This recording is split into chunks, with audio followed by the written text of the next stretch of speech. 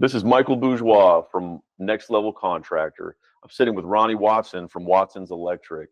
We're in Pensacola, Florida. This is a Pensacola-based business. So how long you guys been in business? Luckily, we've been in business for 14 years. Me and my father started it 14 years ago and just took it slow, little bit at a time. 14 years. Wow. It's kind of blows my mind too now thinking about it. So did it fly by? It flew by, and it keeps flying by. They always say if you make it 5, you can make it the rest of the way. So, yep, it's in a hurry, that's for sure. So here you are. Yeah, here I am. You think that having your family involved in the business has impacted the way that you run the business? And that's a loaded question in itself. It is. You know what I mean? It does change. Having family involved in a business does change your day-to-day life with them. But if you can separate it, which I say we're pretty good about that, where we do have work and then we have home. Do you find it picks up at certain times of the year every year and down at certain times of the year? Yep. So I think all businesses go through that. They have their peaks and their non-peaks. You'll figure out what is yours. If you stay steady all year long, you're doing good. But you will, the more you grow, it just, it all depends on what you're servicing. You know what I mean? You'll have, it's a roller coaster ride. How do you handle the dips? We just try to keep the guys busy. Don't like to send nobody home. We find things to do. That's when the business owner side kicks in, where you just have to go out and, I guess, grind. You got to go out and find the work. If it's not coming to you, you got to go knock on the door. So when the phones aren't ringing. Exactly. You know what I'm saying? Try something new. Gotcha. Work, try something else. Can't just throw your hands up and quit. You just keep going.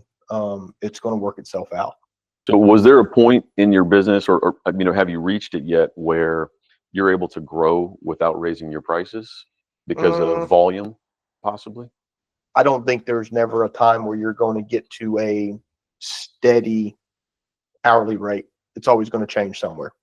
The world changes too much. Inflation,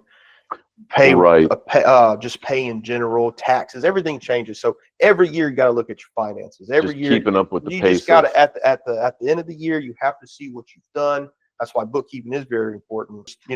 It always changes. It always changes. Once a year, you think is when that's when you want to evaluate your prices and what you're charging and if it's appropriate. If it's appropriate. If you're making the margins you want to make. Exactly. If you're maintaining, because once again, you didn't start a business to not make money. Right. That's legitimately it. So you have to make sure you're taking care of your family too. And it's all dependent on how you want to take care of your family. But once again, a fair rate will always get you more business than a high rate. This episode of the Next Level Contractor is sponsored by One Insurance Solutions, the go-to insurance agency dedicated to helping contractors secure affordable coverage. Specializing in general liability, workers' compensation, and even life insurance, they understand the unique needs of contractors. As a sister company to One Exam Prep, you can trust them to support you every step of the way.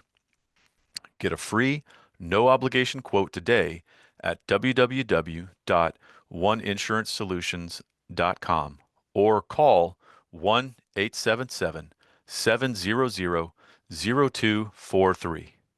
Well, what kind of support do you provide the guys in the field? Obviously, you have logo wrapped trucks and vans, right? Yeah. So there's one that's a huge expense that they don't have to take on, right? You guys take that on. What about tools? Do you supply tools? We'll supply. Every contractor, whomever, should have their own tools. I mean, that's just the name of our game.